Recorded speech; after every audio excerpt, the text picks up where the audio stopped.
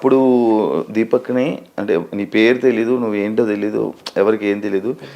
నేను కూడా నీది చూస్తూ ఉంటాను, నీది ఎక్కువ వాడుతూ ఉంటాను నేను నీ డైలాగ్. అందుకే నేను ఇంటర్వ్యూ ఇలా పిలిపించడానికి కారణం. ఇది బాగా వాడేవాడిని నేను. నా కొడుకుని నెంబర్ బ్యాక్ బ్యాక్ సైడ్ వెనక మళ్ళీ అది బాగా వాడేవాడిని నేను. అందువల్ల నేను అంటే ఇప్పుడు మిగతా అంటే చాలా మందిని పిలుస్తారు, చాలా మంది షోస్కి పిలిచి చేశారు కదా. నిన్నెందుకు నువ్వు ఇంకెందుకు కనిపించట్లేదు బయటనే నేను పిలిచి అడుగుదామని అనుకుంటున్నాను. అసలు ఎందుకు పిలవట్లేదు నేను ఎవరు అంటే అన్న అప్పుడుకి నాకు ఇప్పటికి చాలా చేంజ్ వచ్చింది అనమాట. చాలామంది గుర్తుపెట్టేవాళ్ళు కూడా కాదు.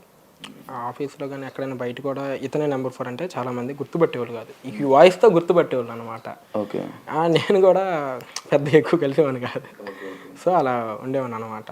పైగా నేను కాలేజీ బేసిక్ నేటివ్ ప్లేస్ అంతా అక్కడే కాబట్టి సో ఇక నాకు ఇటు సైడ్ అంతగా అప్రోచ్ అవడం ఎలా అనేది నాకు తెలియదు ఫస్ట్లో. ఓకే, అది ప్రాబ్లం వచ్చింది మెయిన్. ఇంకా తర్వాత ఇక నేను లైట్ తీసుకున్నాను.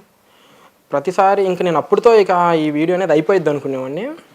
మళ్ళీ ఏదో ఒక 2 months అట్లా మళ్ళీ ఏదో ఒక వైరల్ అయ్యేది. మళ్ళీ దాంట్లో ఈ నెంబర్ 4 ఎన్ఫాల్ అనేది పెట్టేవాళ్ళు.